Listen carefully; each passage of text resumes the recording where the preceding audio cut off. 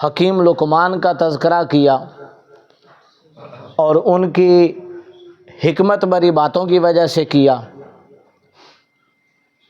اور وہ باتیں جو انہوں نے بطور واعظ و نصیحت اپنے بیٹے کو کیں ان کا ذکر کیا، ان کے بارے میں ہم سیکھنے کی کوشش کریں گے۔ یہ وہ باتیں ہیں جنہیں آپ اصلاح معاشرہ کی بنیاد کہہ سکتے ہیں، یہ وہ باتیں ہیں جنہیں آپ تربیت اولاد کے اصول کہہ سکتے ہیں، یہ وہ باتیں ہیں اگر کسی کے دل میں یہ خواہش ہو کہ میں ایسا انسان بن جاؤں جیسے اللہ کو پسند ہے تو ان باتوں پر عمل کرے۔ نبی کریم علیہ الصلاۃ والسلام آپ نے اپنی زندگی میں ان تمام باتوں کو اپنی شخصیت کے اندر نمایاں طور پر رکھا۔ اسی لیے بڑی معروف حدیث مبارکہ ہے کہ ایک عورت حضرت عائشہ صدیقہ رضی اللہ تعالیٰ عنہ کی بارگاہ کے اندر حاضر خدمت ہوتی ہے اور وہ عرض کرتی ہے کہ حضور کے اخلاق کے بارے میں تو آپ کچھ ارشاد فرمائیں کہ حضور کے اخلاق کیسے تھے۔ کیا خوبصورت اور سنہری حروف کے ساتھ لکھے جانے والا جواب دیا حضرت مائی صاحبہ نے۔ آپ فرماتی ہیں کیا تو نے قرآن نہیں پڑھا؟ قرآن نہیں پڑھتی؟ کانا خلقہ القرآن، گویا قرآن ہی حضور کا اخلاق تھا۔ یہ تمام باتیں جو قرآن مجید فرقان حمید کے اندر اللہ رب العزت نے ذکر فرمائی، وہ ساری کی ساری باتیں میرے کریم آقا صلی اللہ علیہ وسلم کی سیرت طیبہ کے اندر شامل ہیں۔ تو جس آدمی کو یہ شوق ہو کہ وہ اپنے آپ کو ایسا بنائے جیسا کہ رب چاہتا ہے، یا اپنی اولاد کو وہ نصیحت کرے جو اللہ رب العزت نے اسے حکم دیا ہے، تو وہ ان باتوں پر عمل کرے۔ والدین کی طرف سے اپنی اولاد کو دیے جانے والا سب سے بہترین تحفہ اللہ تعالیٰ نے قرآن مجید فرقان حمید کے اندر یہ لکھا ہے، وَإِذْ قَالَ لُقْمَانُ لِابْنِهِ وَهُوَ يَعِظُهُ۔ لقمان اپنے بیٹے کو نصیحت کر رہے ہیں، اسے کہہ رہے ہیں، چاہے وہ آخری وقت کے اندر ہے یا عمر کے کسی بھی حصے کے اندر، وہ اپنے بیٹے کو نصیحت کر رہے ہیں۔ یا بنیا، پہلا اصول، یا بنیا لا تشرک باللہ ان الشرک لظلم عظیم، اے بیٹے شرک مت کرنا، یہ بہت بڑا ظلم ہے۔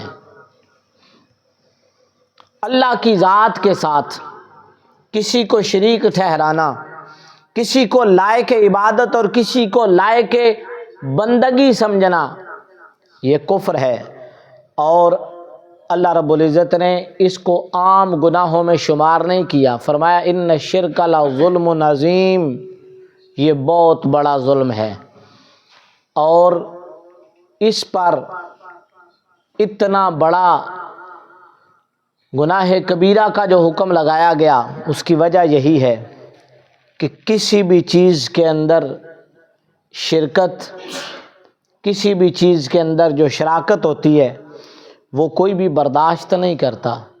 دنیا میں آپ دیکھیں، دنیا کے اندر اگر کوئی انسان کسی انسان سے محبت کرتا ہو نا، تو وہ برداشت نہیں کرتا کہ کوئی دوسرا اس کی طرف دیکھے یا دوسرا اس سے محبت کرے، وہ رب ہے۔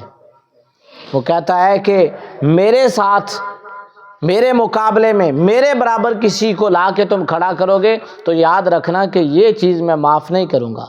ان الشرک لظلم عظیم، یعنی کہ عقائد کی اصلاح پہلا نسخہ ہے اپنی اولاد کی تربیت میں، اور اصلاح معاشرہ میں سب سے پہلی اینٹ اپنے عقائد کی اصلاح ہے، باقی تمام چیزیں اس کے بعد آتی ہیں۔ سب سے پہلے اپنے عقائد کی طرف توجہ دیں، سب سے پہلے اپنے نظریات پر غور اور فکر کریں، آپ دیکھیں کوئی کتنی ہی بڑی نیکی کیوں نہ کرتا ہو، اگر اس کے پاس دولت ایمان نہیں، اس کا عقیدہ ٹھیک نہیں، وہ سارے کا سارا ضائع ہو جاتا ہے۔ تو اپنے عقائد پختہ کریں اور اپنی اولاد کے عقائد پر توجہ دیں۔ والدین یہ بات توجہ سے سنیں کہ جہاں آپ اپنی اولاد کو دنیا کی ہر شے دے رہے ہیں، دنیا کی ہر نعمت دے رہے ہیں، آپ کے دل کے اندر یہ بھی شوق ہے کہ میرا بیٹا جب انگلش بولے تو شیکسپیئر لگے، میرا بیٹا جب میتھ کے سوالات حل کرے تو وہ الفرڈ مارشل لگے، ایڈم سمتھ کے لیول کا بندہ ہونا چاہیے۔ اس کو پڑھانے کے لیے بڑی غور کرتے ہیں، بڑی فکر کرتے ہیں، بڑی دوڑ کرتے ہیں، ساری ساری رات ان کو بٹھاتے ہیں کہ تم نے اس چیز میں، اس فیلڈ میں بہت آگے جانا ہے۔ یہ دنیا کمانے کے لیے، یہ جو چند روزہ مہمان زندگی ہے اس کو گزارنے کے لیے یہ سارا علم ہے۔ جو علم اللہ رب العزت نے ارشاد فرمایا کہ تم نے اپنی اولاد کو دے کر جانا ہے، وہ عقائد ہیں، وہ نظریات ہیں، کہ اسے پتہ ہو رب کیا ہے، اسے پتہ ہو اللہ کے رسول کیا ہیں، اسے پتہ ہو اللہ کی کتابیں کیا ہیں، اسے پتہ ہو فرشتے کیا ہیں۔ وہ تمام عقائد، وہ تمام نظریات، آمنت باللہ و ملائکتہ و کتبہ و رسلہ والیوم الآخر والقدر خیرہ و شرہ من اللہ تعالی والبعث بعد الموت، یہ عقائد، یہ نظریات والدین کی طرف سے دیا جانے والا سب سے بہترین تحفہ ہے۔ بیٹھتے ہیں نا، جب بابا جی آخری سانسوں میں ہوتے ہیں تو کہتے ہیں پتر کاپی پنسل لے آؤ، اے پلازا فلانے دا، اے ٹوٹا فلانے دا، اے مکان جتھے رہ رہے ہیں اے فلانے پتر دے حصے وچ۔ یہ وراثت آپ نے تقسیم کی، لیکن اللہ رب العزت نے اصلاح معاشرہ میں سب سے پہلی بات یہ رکھی کہ جس شخص کو یہ پسند ہو نا کہ وہ اپنی اولاد کو وہ وراثت دے جو رب نے ارشاد فرمائی ہے، تو وہ سب سے بہترین وراثت جو تم اپنی اولاد کو دے کر جاؤ گے وہ اپنے عقائد کی اصلاح ہے، وہ اپنے نظریات کی اصلاح ہے، تاکہ تمہارے بعد یہ نہ ہو کہ جس کسی کو سنے وہ اسی کے پیچھے دوڑنا شروع کر دیں۔ ایک کو سنا اس کے پیچھے چل پڑا، دوسرے کو سنا اس کے پیچھے چل پڑا۔ بیٹھ کر اپنے عقائد کی اصلاح پہلے خود کریں اور اس کے بعد اپنی اولاد کو عقائد کی اصلاح کروا کے پھر دنیا سے جائیں۔ یہ والدین کی ذمہ داری ہے۔ پھر اللہ رب العزت نے دوسری جو اصلاح معاشرہ کے لیے چیز بیان کی وہ حقوق والدین ہیں۔ وَوَصَّيْنَا الْإِنسَانَ بِوَالِدَيْهِ حَمَلَتْهُ أُمُّهُ وَهْنًا عَلَى وَهْنٍ وَفِصَالُهُ فِي عَامَيْنِ، اور وہ وصیت کر رہے ہیں انسان کو اللہ رب العزت بِوَالِدَيْهِ، اپنے والدین کے ساتھ احسان کرو۔ اب سب سے پہلے اپنی عبادت، اپنی بندگی اور اپنے عقائد کی اصلاح پر توجہ دینے کے بعد جو سب سے پہلا فرض رکھا وہ والدین کے ساتھ حسن سلوک ہے۔ 15ویں سپارے کے اندر بھی فرمایا وَقَضَىٰ رَبُّكَ أَلَّا تَعْبُدُوا إِلَّا إِيَّاهُ وَبِالْوَالِدَيْنِ إِحْسَانًا، والدین کے ساتھ احسان کرو۔ عبادت و بندگی کے بعد جو سب سے پہلا فرض انسان پر لازم ہے وہ اپنے والدین کے ساتھ احسان ہے۔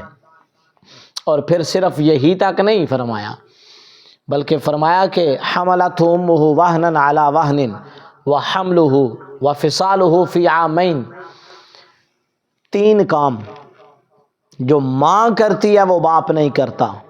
میرے کریم آقا صلی اللہ علیہ وسلم کی حدیث مبارکہ کو اپنے ذہنوں کے اندر لائیے۔ جب حضور کی بارگاہ میں ایک شخص حاضر خدمت ہو کے عرض کرتا ہے یا رسول اللہ میرے اوپر حسن سلوک کے حوالے سے سب سے زیادہ حق کس کا ہے؟ فرمایا تیری ماں کا۔ یا رسول اللہ اس کے بعد؟ فرمایا تیری ماں کا۔ یا رسول اللہ اس کے بعد؟ فرمایا تیری ماں کا۔ یا رسول اللہ اس کے بعد؟ فرمایا تیرے باپ کا۔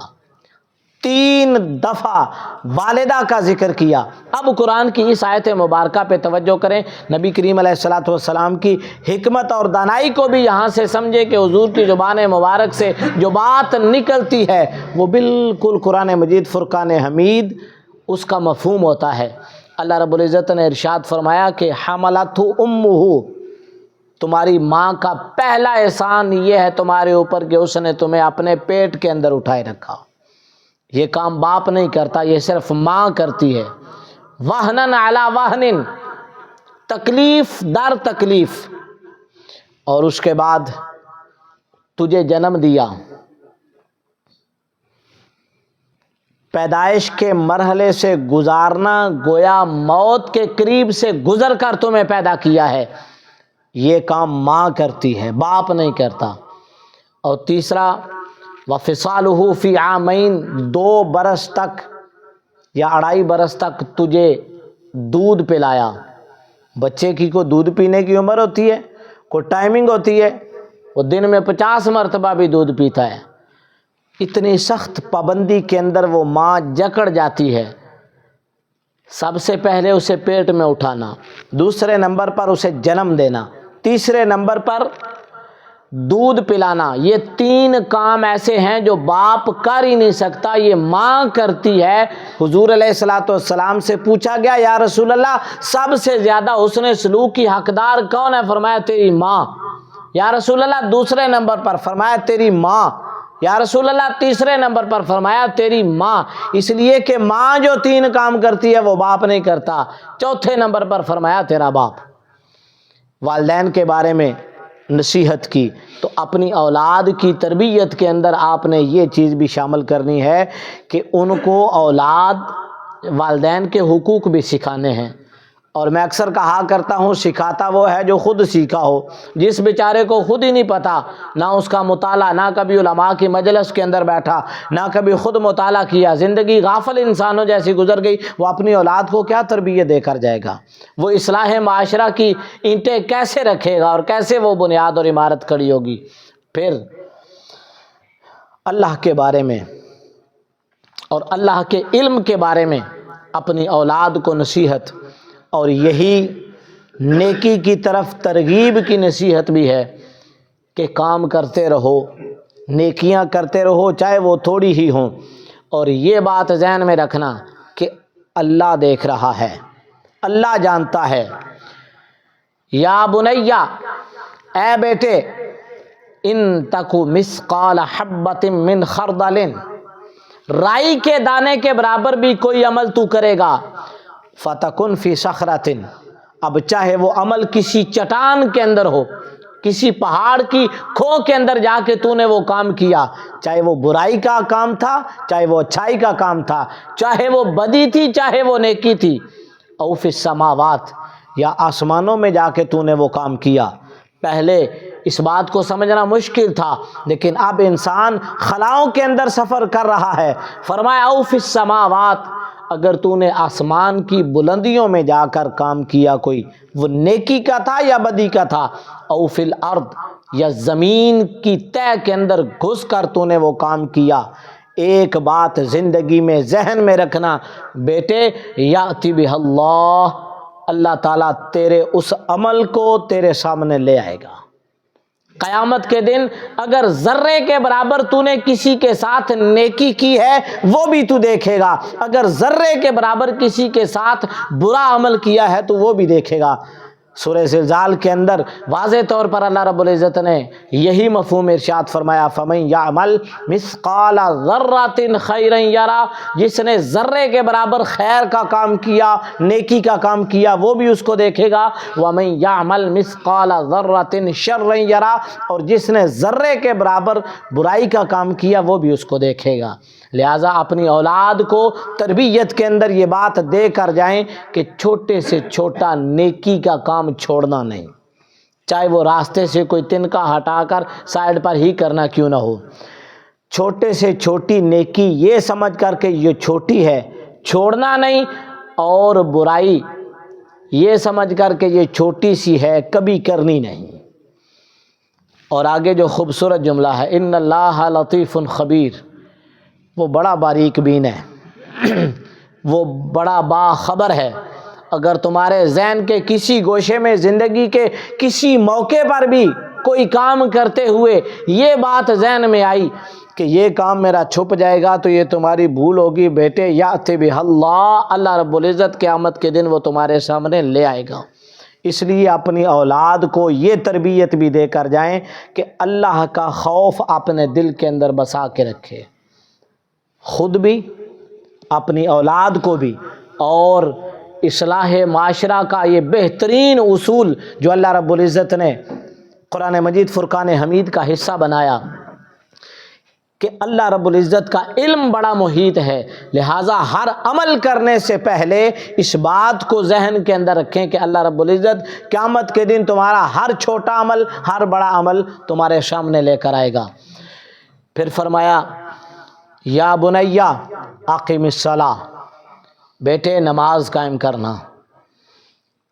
جہاں اتنی نصیحتیں کرتے ہیں نا، دروازے سے اندر داخل ہوتے ہو تو سلام کرنا، سکول جب جا رہے ہو تو سلام کرنا، جوتے ایسے اتارنا، یہ کام کرنا، وہ کام کرنا، جہاں اتنے ایٹیکیٹس آپ اس کو سکھا رہے ہوتے ہیں، ان میں سب سے پہلے نمبر پر جو آپ نے سکھانا ہے، جو اللہ نے حکم دیا ہے، یا بنی اقم الصلاۃ، اے میرے بیٹے نماز قائم کرنا، یہ اللہ کا سب سے بڑا حکم ہے۔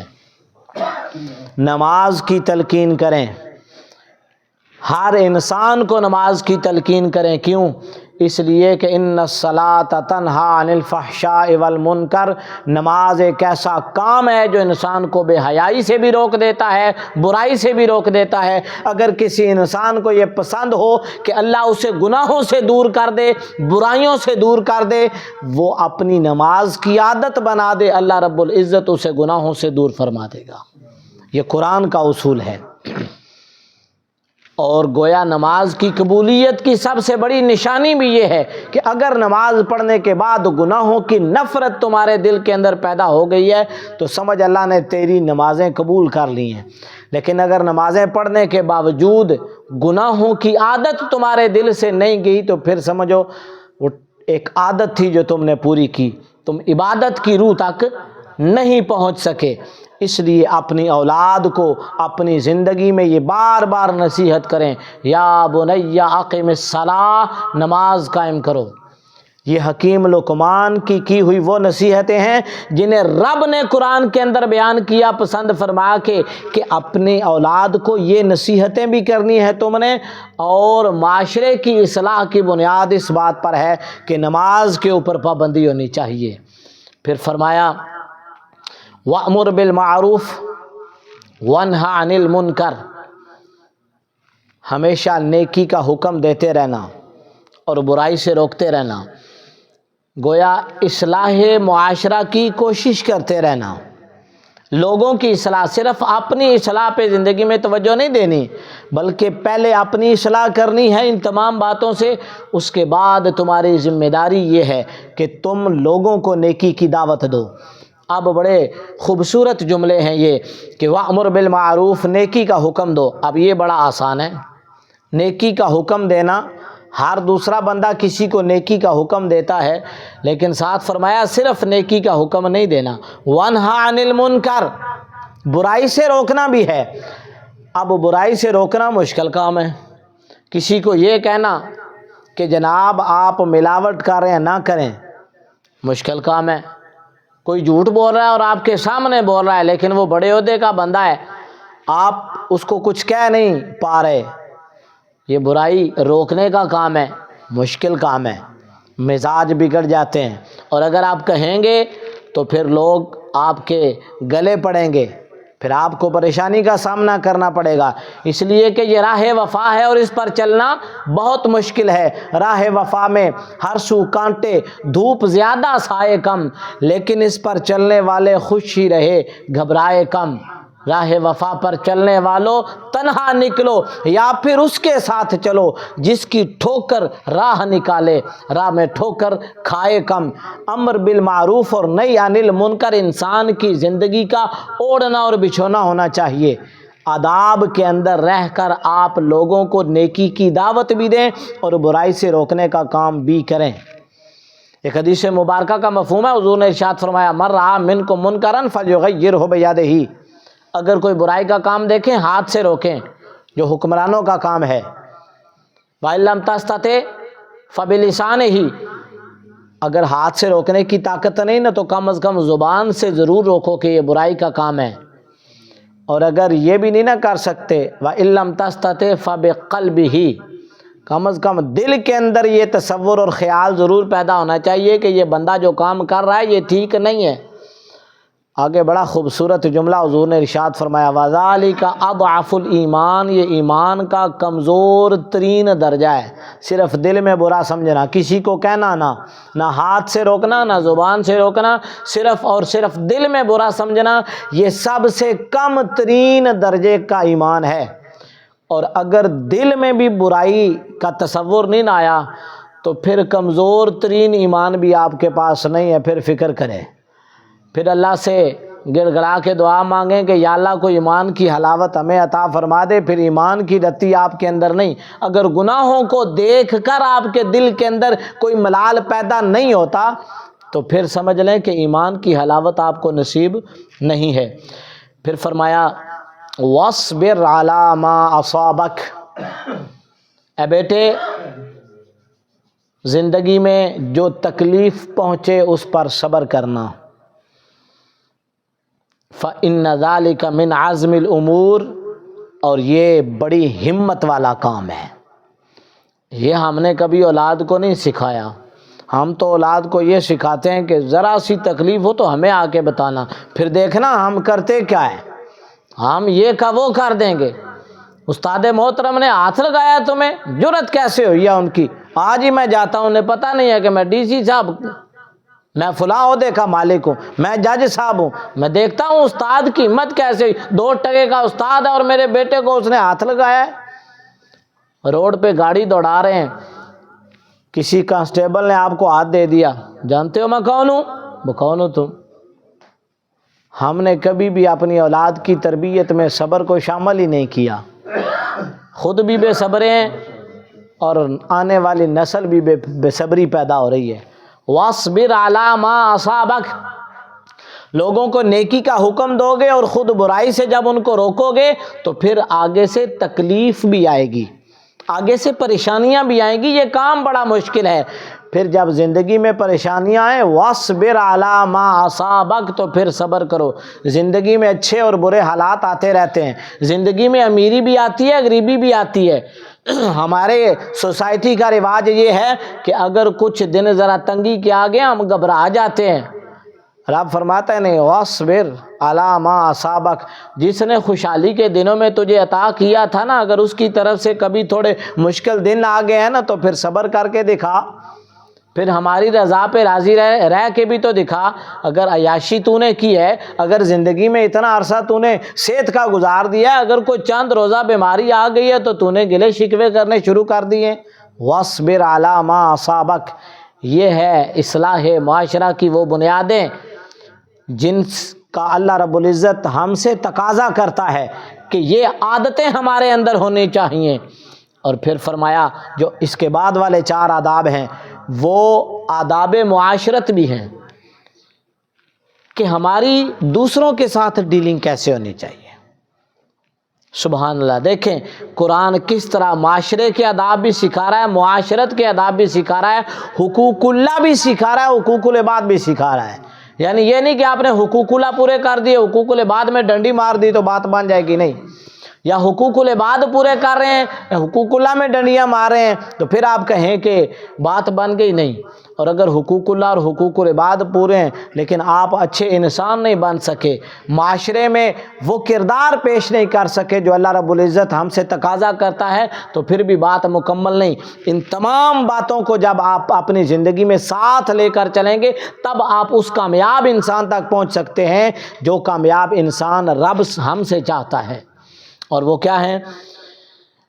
وَلَا تُصَعِّرْ خَدَّكَ لِلنَّاسِ، اپنے گال لوگوں کے سامنے مت پھلاؤ، تکبر کے ساتھ ان کے سامنے مت پیش آؤ، اپنے چہرے کے رویے ایسے نہ بناؤ کہ لوگ تم سے نفرت کرنا شروع ہو جائیں، اپنے اندر الفاظ ایسے نہ پیدا کرو کہ جس سے لوگ تمہیں نفرت کی نگاہ سے دیکھیں اور تکبر ظاہر ہو۔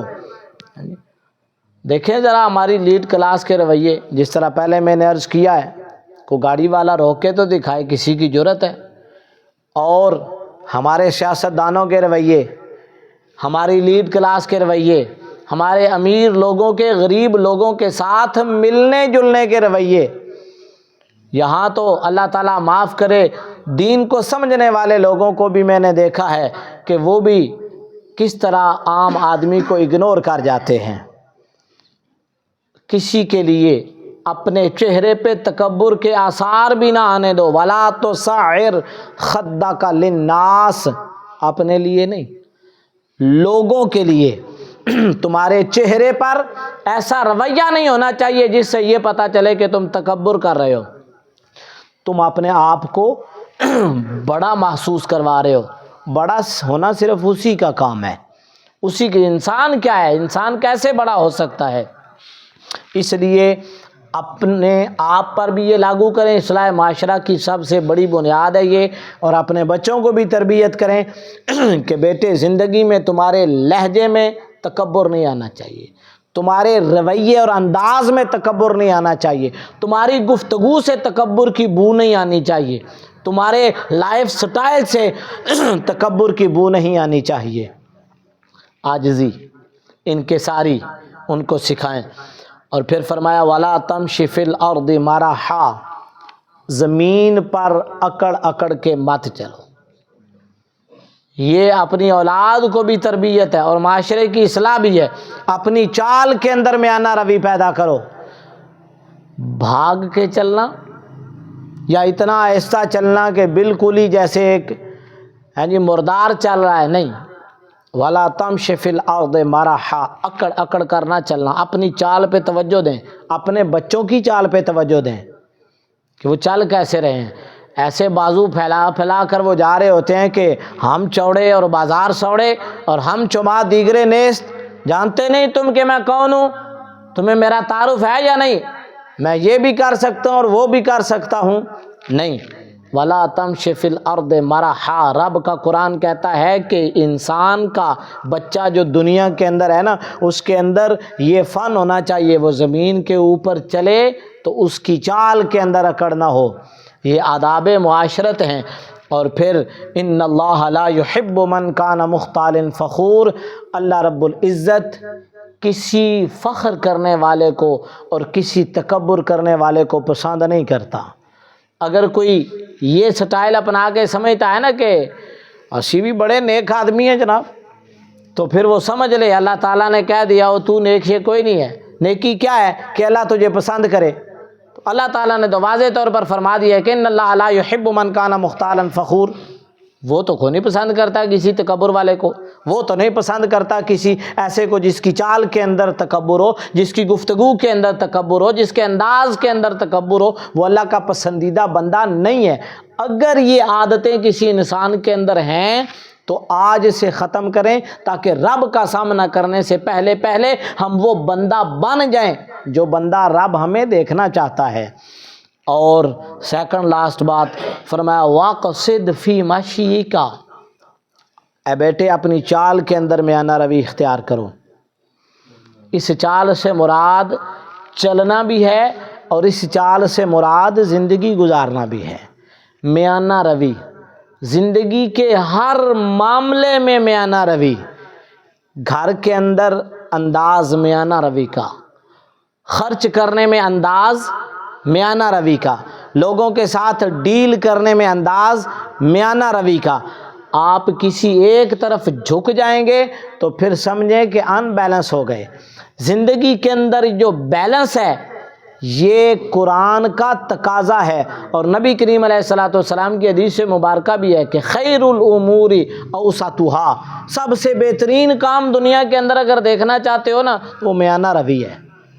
اپنے تعلقات کے اندر بھی میانہ روی ہونی چاہیے۔ آپ ایک طرف زیادہ جھک گئے، دوسری طرف نفرت کے جذبات پیدا ہوں گے، دوسری طرف زیادہ جھک گئے، اس طرف نفرت کے جذبات پیدا ہوں گے۔ کسی سے بہت زیادہ دوری اختیار کر لی، انسان کے دل میں نفرت پیدا ہوگی۔